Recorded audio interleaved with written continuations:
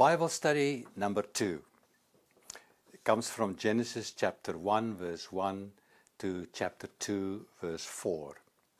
We are going to make use of the 5 steps method of Bible study we learned the last time. And the first step, let me write them down again for you. The first step is to read the Bible. The second step is to discover the truths in the Bible. The third step is to ask a question each one and discuss the questions we have. And the fourth step is to look at the possible applications from this Bible passage, is what we can do with it. And finally, the fifth step is to respond to God in prayer. And each one responds in one sentence of prayer for what he has learned from this Bible study. Now, this second Bible study deals with the second question in life. Our first question of life was, how do I respond to God's word? And we studied Luke chapter 8 verse 4 to 15. Now, in this second Bible study, we are going to look at the second life question. Where do I come from? What is my origin as a human being? And we will study this from Genesis 1 verse 1 to chapter 2 verse 4. Genesis 1 verse 1 to chapter 2 verse 4. So, like yesterday, we all take turns and read one verse each in a circle until we have completed reading the whole Bible passage. Let me read the passage to you. In the beginning, God created the heavens and the earth. Now the earth was empty and formless. Darkness was over the surface of the deep, and the Spirit of God was hovering over the waters. And God said, "Let there be light," and there was light. God saw that the light was good, and he separated the light from the darkness. God called the light day, and darkness he called night. And there was evening, and there was morning, the first day. And God said, "Let there be an expanse between the waters to separate water from water." So God made the expanse and separated the water under the expanse from the water above it. And so it was. God called this expanse sky or atmosphere. And there was evening and there was morning, the second day. And God said, "Let the water under the sky be gathered to one place, and let dry ground appear." And it was so. God called the dry ground land, and the gathered waters he called seas. And God saw that it was good. And then God said, "Let the land produce vegetation, seed-bearing plants and trees on the land that bear seed in it, according to their various kinds." And it was so. The land produced vegetation, plants bearing seed according to their kinds, and trees bearing fruit with seed in it according to their kinds. And God saw that it was good. And there was evening, and there was morning, the third day. And God said, "Let there be lights in the expanse of the sky to separate the day from the night, and let them serve as signs to mark seasons and days and years. And let them be lights in the expanse of the sky to give light on the earth." And it was so. God made 2 great lights, in the sense of he caused the 2 great lights to give light. The greater light to govern the day, and the lesser light to govern the night. He also made the stars, that is, in the sense of he caused them to shine. God set them in the expanse of the sky to give light on the earth, to govern the day and the night, and to separate light from darkness. And God saw that it was good, and there was evening, and there was morning, the 4th day. And God said, "Let the water teem with living creatures, and let birds fly above the earth across the expanse of the sky." So God created the great creatures of the sea, and every living and moving thing with which the waters teems according to their kinds, and every winged bird according to their kind. And God saw that it was good. And God blessed them, and he said, Be fruitful, and increase in number, and fill the waters in the seas, and let the birds increase on the earth. And there was evening, and it was morning, the fifth day. And God said, Let the land produce living creatures according to their kinds, livestock, creatures that move along the ground, and wild animals, each according to its kind. And it was so. God made the wild animals according to their kinds, the livestock according to their kinds, and all the creatures that move along the ground according to their kinds. And God saw that it was good. And then God said, Let us make man in our image, in our likeness, and let them rule over the fish of the sea and the birds of the air, over the livestock, over all the earth, and over all the creatures that move along the ground. And so God created man in his own image. In the image of God he created him, male and female he created them. And God blessed them, and he said to them, Be fruitful and increase in number, fill the earth and subdue it, rule over the fish of the sea, and over the birds of the air, and over every living creature that moves on the ground.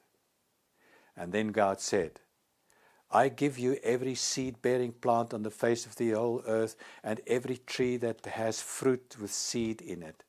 They will be yours for food, and to all the beasts of the earth, and all the birds of the air, and all the creatures that move on the ground, everything that has the breath of life in it, I give every green plant for food.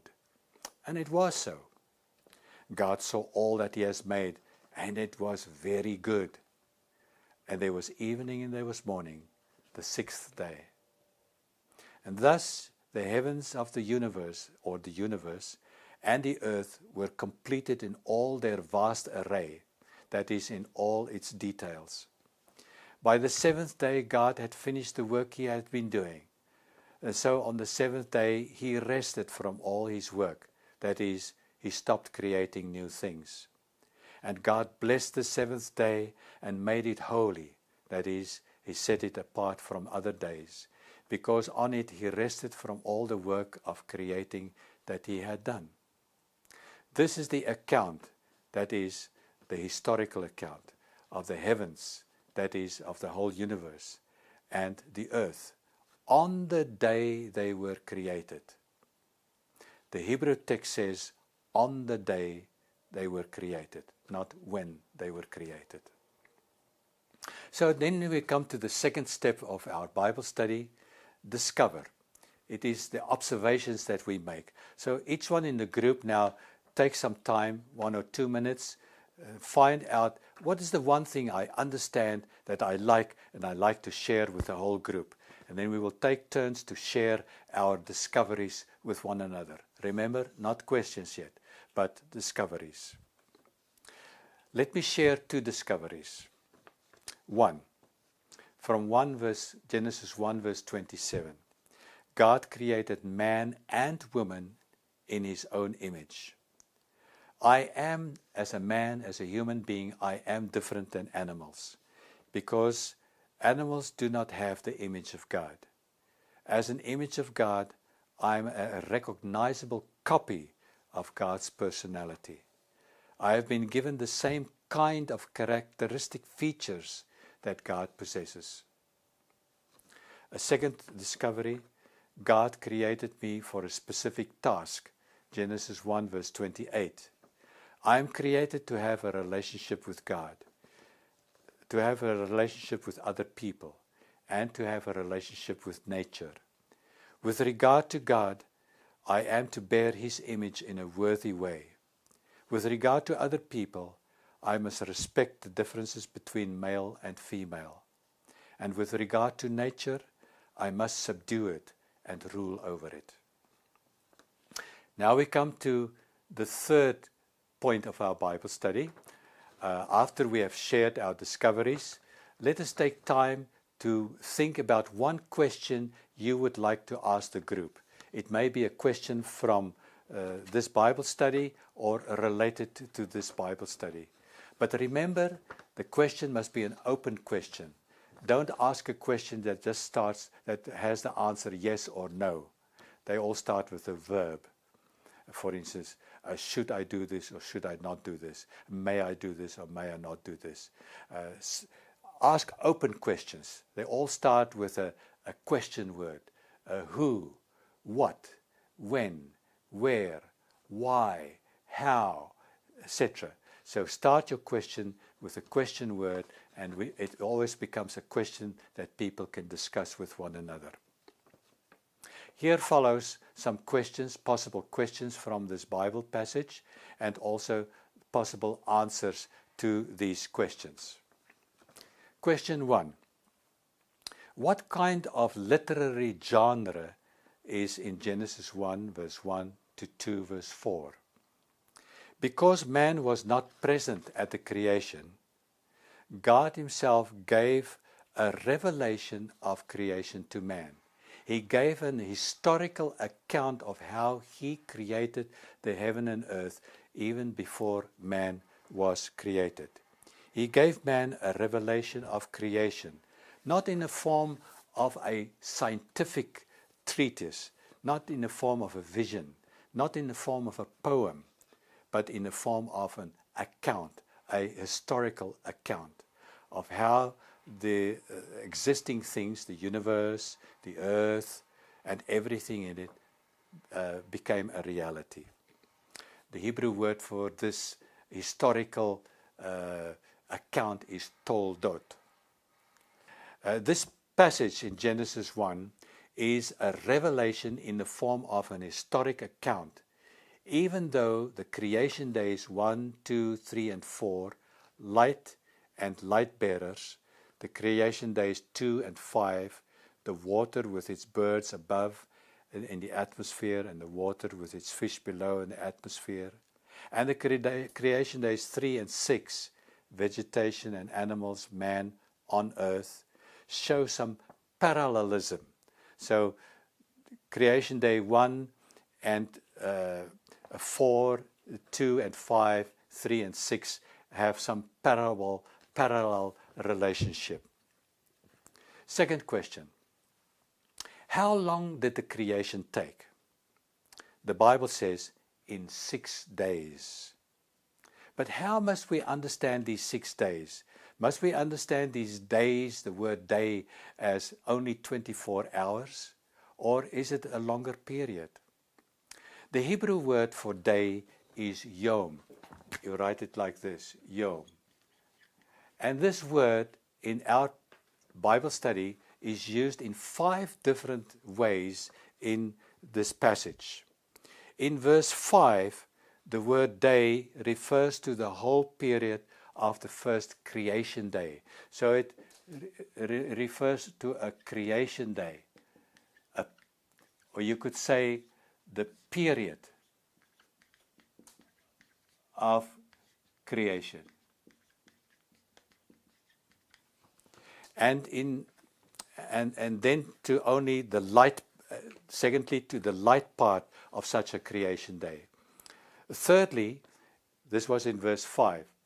And in verse 14, the word day or yom first refers to the whole 24 hours day. Now in this passage it means 24 hours day. But also to half of it, the light part, the 12 hours when light shines, is also called day or daytime. And then lastly, the fifth meaning is in chapter 2, verse 4. The word day says that refers to the whole period of creation, creating the whole universe and the earth. The whole creation period is referred to day. He says there, in the day that God created the heavens and the earth. So we see that the word day must be explained in its context. It does not only mean 24 hours. It can also mean a much longer period, or it can mean the whole creation period from beginning to end. The purpose of Genesis chapter 1 is not to tell us how long ago or how long the creation took or how fast God created. That is not a question that needs to be answered. But the whole purpose of Genesis 1 is to tell who created everything. God, of course. What did He create? And we saw that. And for what purpose did He create? And we find the answers all in this chapter. The third question that people have is, how did God create the universe? Well, we see, if we look through it, in the beginning, verse 1, in the beginning, it's an absolute sense. The Almighty God created the heavens and the earth. This refers, the word heavens of shamayim in the Hebrew, doesn't mean just the sky. It refers to the universe. It's the Hebrew word for the whole universe. God created the whole universe with all its stars and galaxies and planets and everything in it. It is called the heavens. And He created also planet Earth, one of those things in the universe. This refers to the birth of the universe when, according to Hebrews 11 verse 3, God created energy, matter, space and time out of what cannot be observed. It's interesting that Hebrews chapter 11 verse 3, God created everything that is matter. That's the elements that we have in the universe and so on. And He created energy. We can call that light, electricity, lightning, energy. He created space. And space is always this three-dimensional space. He created. And He created time. Time as we know it on earth. These things He created out of nothing. Nothing that can be observed. Nothing that had existence before that. The beginning of creation was a precisely controlled cosmic expansion in space from an infinite heavy and compact matter, as well as infinite hot energy in an infinite fraction of time, brought into existence by the unfathomable Creator who lives beyond the created cosmos. Well, that's a whole mouthful, but it simply means that God, who exists before the existence of the universe, created out of nothing. He created existence of matter, energy, space, and time. And we, as human beings, are limited within this created reality. The word to create in the Bible, bara, is only used of God. It means to create out of nothing. It is God who creates. For man, we use another word. We don't use the word that man creates. Man does not create. Man makes. So we use another word here, to make. We can make things out of wood. We can make things out of matter, out of gold. We can make a golden ring. But we cannot create gold. That creation out of nothing is something only God can do.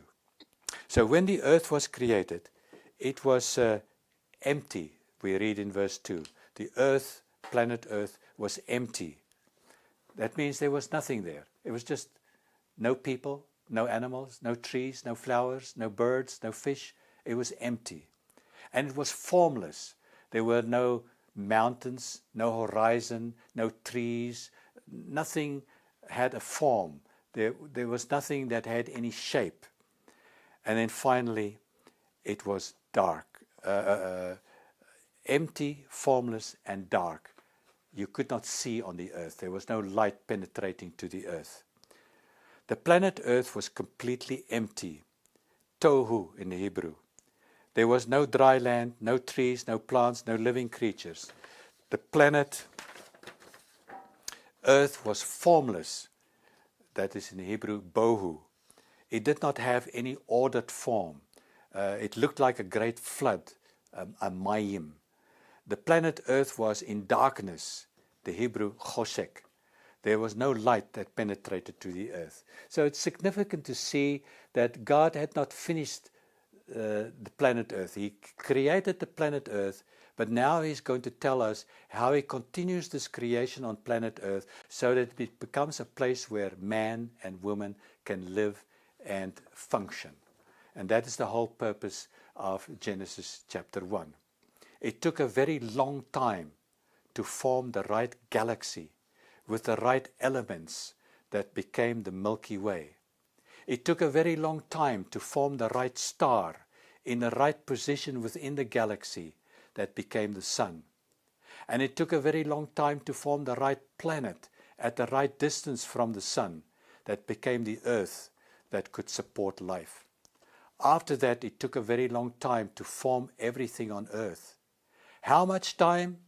As humans calculate time, it took to create the universe and earth has not been revealed in the Bible. So it's also no use to argue about that point in the Bible. Genesis 1 verse 1 and 2 serves as an introduction to Genesis chapter 1 verse 3 and up to 2 verse 4. The 6 creation days we saw set forth the orderly, progressive stages in which God completed His creation, His work of creating the planet Earth within the solar system as we know it today. So that was in the beginning. Now we come to the first creation day. In the beginning, in the absolute sense of the creation of the universe, God created physical light, energy, that radiated out from the galaxies and their burning stars or suns, and their light was reflected by the planets and the moons. But in Genesis 1 verse 3 to 5 is an account how after the sun was created, physical light and the heat of the sun finally penetrated to the planet Earth. God's creative word was at the same time God's creative act.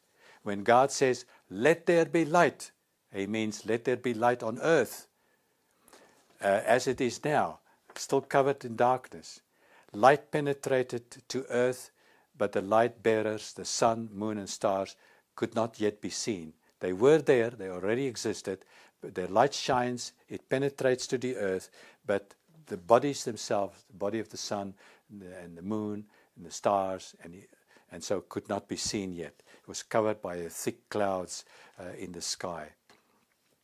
Only during the 4th creation day, the sun, moon, and stars and their light become visible to man on earth. There was not man on earth yet, but if there were men on earth on the 4th creation day, they would from then on be able to see the sun, the moon, and the stars. As we will see, they start to function. According to John chapter 1 verse 4 and 5, life and light are attributes of God and are inherent to God's nature, God's being. Life is actually a summary of all God's characteristics, like His holiness and righteousness, His love and faithfulness, His grace and His mercy. And light is the visible expression of that life in and through Jesus Christ. So there has always been life and light in a spiritual sense, because God is the eternal one. But on the new earth, Jesus Christ Himself will be the source of light in a spiritual and in a physical sense. Jesus Christ is the visible expression of the invisible God and also of God's life. There will never again be night or darkness in a spiritual or physical sense on the new earth. Now the second creation day. That's when God creates the atmosphere, or what we call the sky. In Genesis 1 verse 6 to 8 sets forth the creation of the atmosphere or sky. That is, God created in a sense of fashioning or forming created matter into an atmosphere that separated the moisture condensed on the surface of the earth, the seas, the oceans, and the moisture now suspended in the clouds in the sky. And so between the clouds in the sky, the water there, and the water in the seas is now what we call the atmosphere, the sky, the oxygen which we can breathe and makes life possible. Thus a thick layer of clouds covered the whole earth, so that the light bearers, the sun, moon and stars, could not yet be seen from the earth. The third creation day, verse 9 to 13, sets forth the creation of the dry land, of the continents and the islands in the oceans, in the sense that he caused the land of the continents and islands, it was already existing under the water, to rise up through the water and appear above the water and form our known continents as we know it today, and islands. It is possible that the gradual cooling of the earth brought about condensation of water, and seismic pressure produced mountains, but the details are not given in the Bible. According to Genesis 1, verse 11 and 12, God commanded, "Let the earth, the soil, the dry land, that now is above the water, sprout, grow out of existing matter elements, grass and herbs, yielding seed and fruit trees, yielding fruit according to their various kinds." And so the earth produced grass and plants bearing seed according to their various kinds, and trees bearing fruit that with seed in it according to various kinds. And by God's creative command, the soil produced vegetation, sprouted out of the existing elements and matter of the soil. Water and the power of sunlight penetrating the clouds around the earth made photosynthesis possible. Plants can only grow when there is light and water. Like the universe, the solar system and the planet Earth, God created also the vegetation on the earth via a process. He says God produced the very many kinds of grass, herbs and trees, each according to its kind, from the elements in the soil.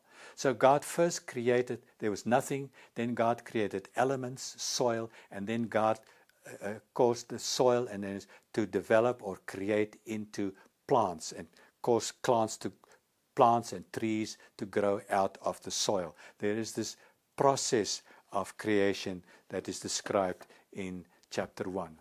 The Bible teaches that God brought vegetation into existence by means of a process. And then the fourth creation day, verse 14 to 19.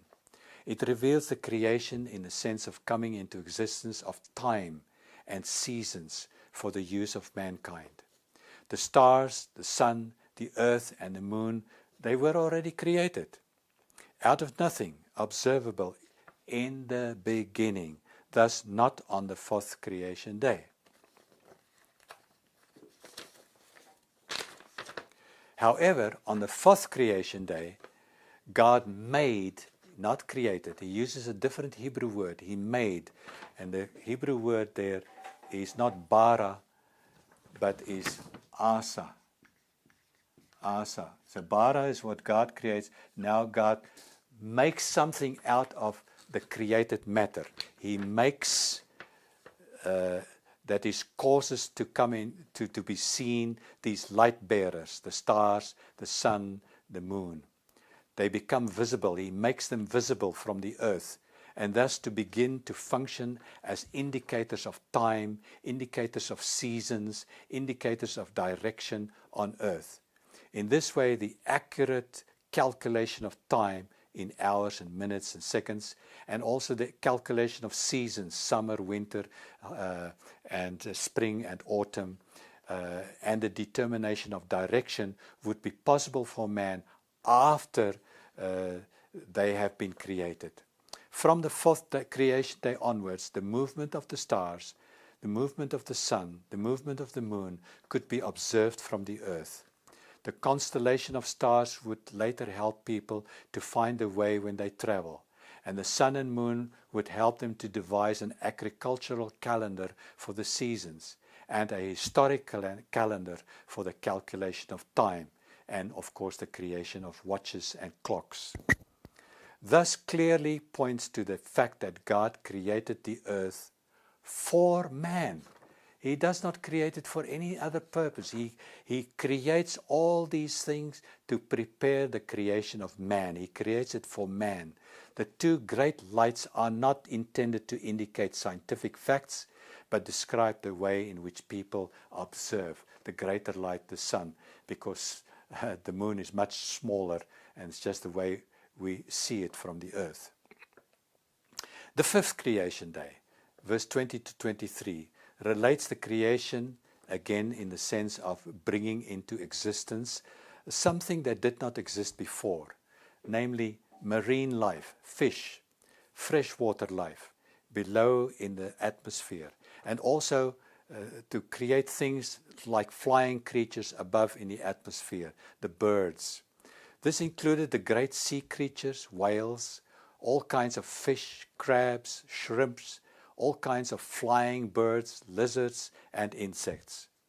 It is interesting that the Cambrian period of geology, that's the earliest Paleozoic period, it's about roughly 500 million years ago, shows the first evidence of invertebrate animals' life with startling suddenness. Invertebrate means possessing distinguishable joints in an outward skeleton. There is no record whatever of 5,000 species of marine and earthly animal life of this Paleozoic era prior to the Cambrian levels of fossil-bearing strata. Don't worry about all these facts I'm causing. Just want to say that it's very interesting that there's absolutely no clash and no contradiction between what the Bible says and what science says. The God of the earth who created earth is the same God who revealed the history of creation to us in the Bible. God's command to multiply is not addressed to these animals, but to his creative word that blesses them with the ability to multiply.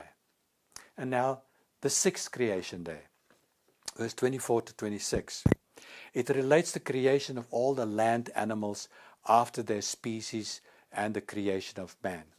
In verse 24, God says, "Let the earth produce or bring forth," that is from the existing elements in the soil, "living creatures according to their kinds." This should not be understood to mean that the earth had the ability to produce animals by itself. No. By God's creative command, God's word, God created life and living animals from these elements and that are present in the earth. God produced the very many kinds of living animals from the elements in the soil. And that's when they also die, they return again to these elements. God created living animals via a process. The land animals, including livestock like sheep and cows, all small animals moving along the ground like snakes, tortoises, and larger wild animals like lions and elephants. The Bible does not intend to give a scientific classification. I repeat, the Bible does not intend to give us a scientific account or classification of animals, but describes them in the way we people look at animals. God also created, in the sense of made or produced or formed, man from the dust, that is the elements of the earth.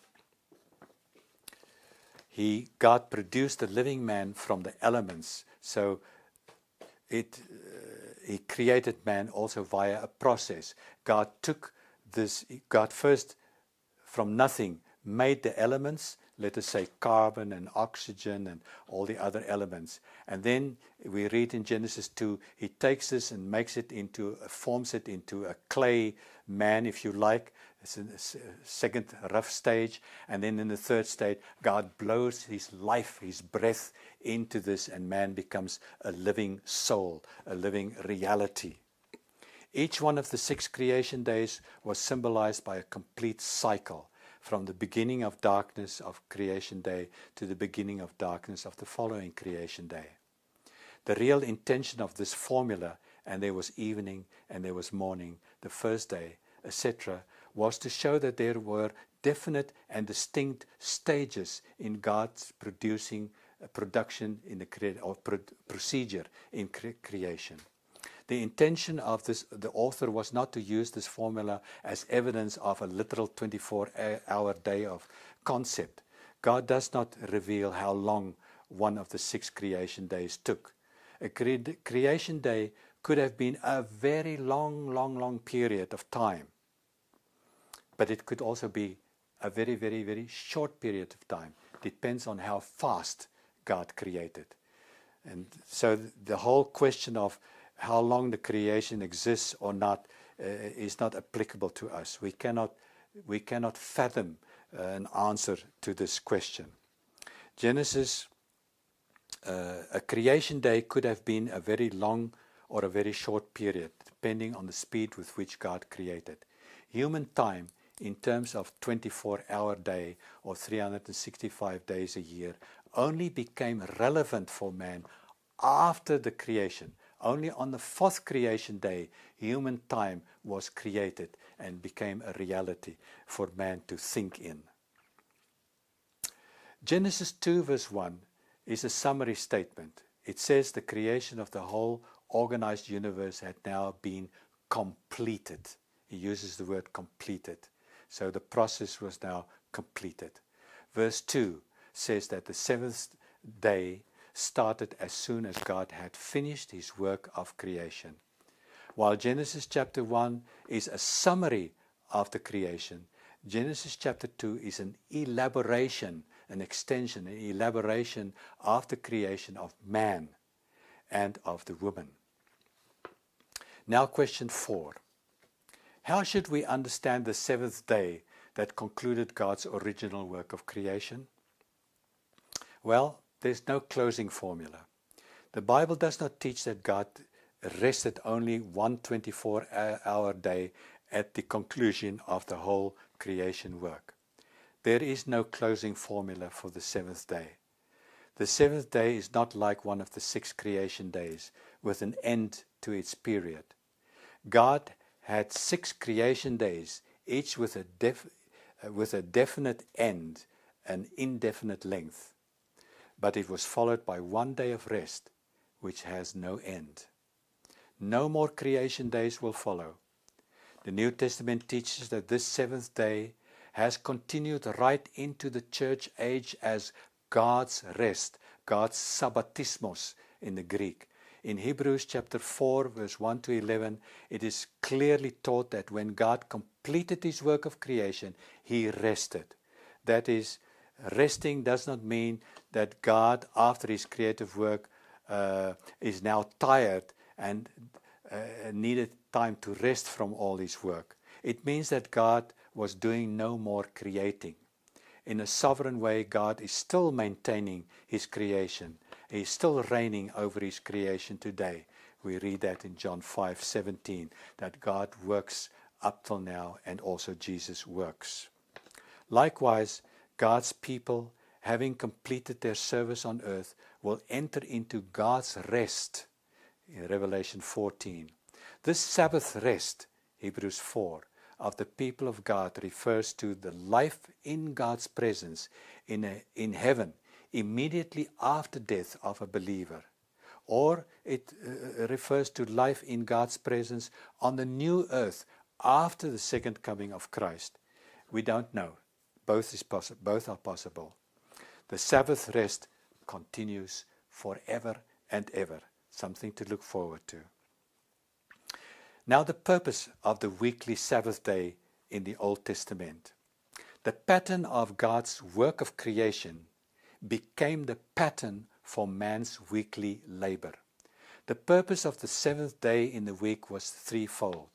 For yourself, according to Exodus 23 verse 12, the Sabbath day, the 7th day, the Saturday, was to rest from your weekly work and to do things that cause you to get refreshed.